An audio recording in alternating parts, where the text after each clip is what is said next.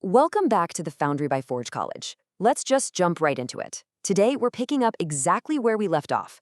We're taking all those requirements from our previous scoping lesson and putting them through a really rigorous security and usability inspection.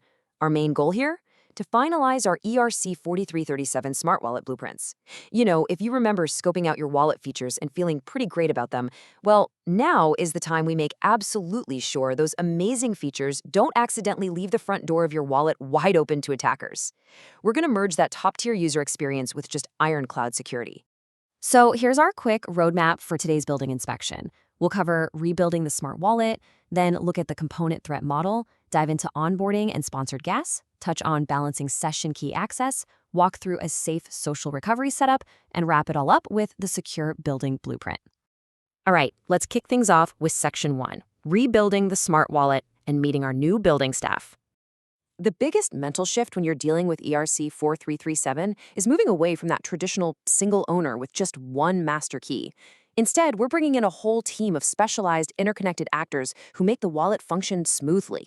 First up, the entry point contract. Think of this contract as your bouncer. It stands right at the door, and its job is to verify cryptographic proofs and make absolutely sure nobody is trying to replay old, outdated requests to get inside. It handles the robust nonce management that keeps all our transaction sequences perfectly in order. Next up, we have the paymaster. You can think of the paymaster as our wealthy payment concierge. They gladly cover the gas fees for our users, which makes the user experience totally seamless. But they're also a massive security variable. A poorly configured paymaster could literally bankrupt the vault if we don't put explicit caps on their budget. So, we've got to enforce strict spending limits and withdrawal rules because otherwise, this generous concierge becomes our biggest liability. And finally, the bundler. The bundler acts as our network-level courier. Their whole job is packaging up the transactions, the user operations, and submitting them to the entry point. But because they're the ones physically delivering the messages, we require highly deterministic knot schemes to prevent them from manipulating the sequence of events. They are just the delivery service, right? We absolutely cannot let them rewrite or reorder the mail. Moving into Section 2, the component threat model. Let's map out that attack surface. Now, to actually mitigate threats, we have to translate them into strict architectural guardrails for your capstone technical brief. Looking at our private signing keys, the main risk is extraction, right? So we mitigate that with hardware storage and limited session keys. For our nonces, the risk is a replay attack by bundlers, which we block using sequence checks. For sponsored gas, the risk is theft via smart contract bugs, so we demand incredibly strict spending limits. And for our recovery oracles, to prevent unauthorized access, we mandate multi-party approvals with built-in time delays. All right, Section 3, onboarding and sponsored gas. Let's walk into the lobby. Let's actually see this threat model in action by walking a fictional user through the lobby of our building for the very first time. Step 1, the wallet delegates the gas payment to the paymaster. Step 2, the paymaster covers the cost, giving us that buttery smooth, frictionless UX we're always chasing. But here's the catch. Step 3, the wallet has to display the sponsor ID and explicitly record consent. The crucial point here is that while we hide all those complex gas details from the user, our security trade-off means we absolutely must log their consent. Without this, a rogue paymaster could totally trick the user into approving broader permissions and just drain their account later on.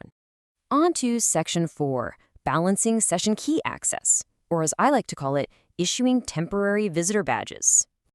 Okay, so now our user is comfortably inside the building, right?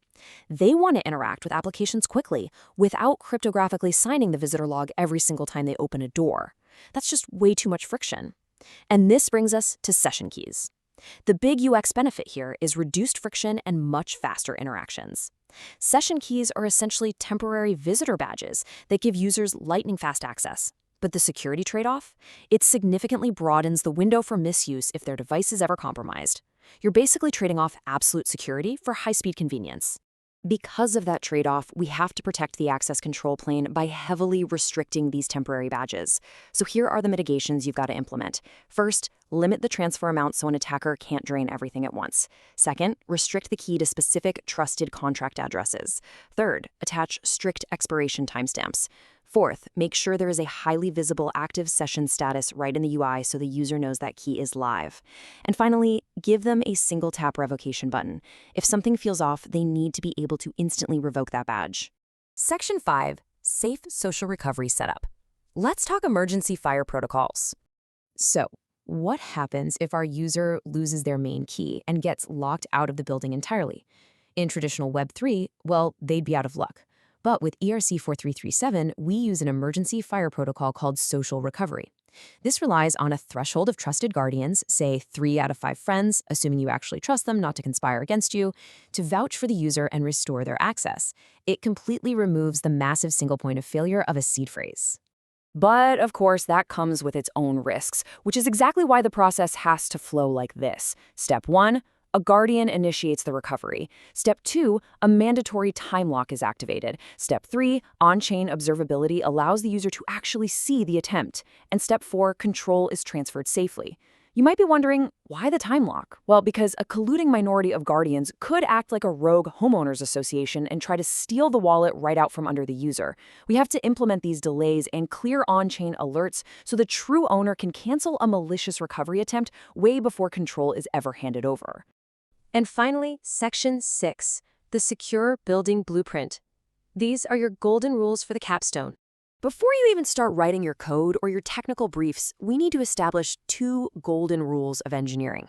Our first heuristic is least privilege by default. This means that every single paymaster budget, every session key, and every delegated authority starts with the absolute minimal access required to function. Nothing more.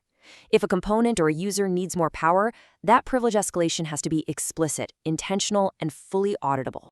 Our second heuristic is observable defaults. You have to ensure that every time a security posture changes, our wallet generates a verifiable paper trail. We absolutely cannot rely on opaque, hidden background logs. If a session key is granted or a recovery is initiated, there must be on-chain and off-chain verifiable artifacts that the user and external auditors can plainly see. Which brings us right to the finish line, your capstone deliverables checklist. For your technical brief, you must produce these exact artifacts. You'll need the prioritized mitigations table, the exact copy for your onboarding consent screens, a detailed session key scope matrix, a clear guardian selection guide and recovery policy, and the parameters for your automated QA fuzz tests. You're producing all of these so stakeholders can actually verify that your mitigations are real, testable code, not just, theoretical promises. So, I'll leave you with this final provocative question. How will your technical brief actually balance these security and UX trade-offs? As you head into drafting your capstone, keep this question in the back of your mind at every single step. You are no longer just writing smart contracts. You're designing a secure, breathable ecosystem for real everyday users. And remember, to dive deeper into these concepts, master other Web3 topics, and explore our full curriculum, make sure to visit forge.college. Keep building securely, and I'll see you in the next explainer.